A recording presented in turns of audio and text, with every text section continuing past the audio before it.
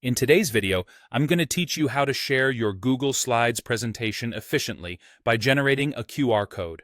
This method can make it simple for your audience to access your slides without any hassle, whether they're watching remotely or in the same room. So, let's dive in and get started. First, you want to have your presentation ready and open in Google Slides. Once you have it up, look towards the top right corner of your screen. There, you'll see a button labeled Share. Go ahead and click on that. When you do, you'll notice a section labeled Get Link.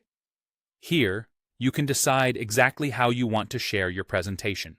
You have the option to set the permissions to something like anyone with the link can view. This setting is quite useful because it allows anyone with the link to access your presentation without any additional hassle. But do ensure you choose the permission level that suits your needs best. After you've adjusted the settings to your liking, go ahead and copy the link provided. Now that you have your presentation link, the next step is to generate a QR code for it. Open your preferred web browser, and though most options are compatible, Chrome tends to work particularly well.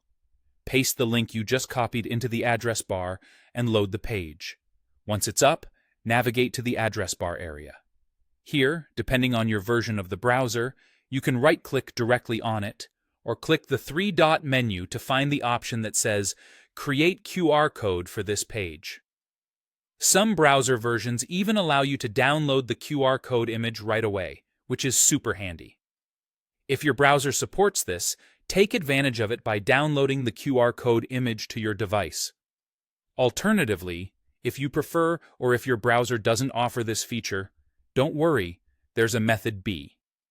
You can use an online QR code generator.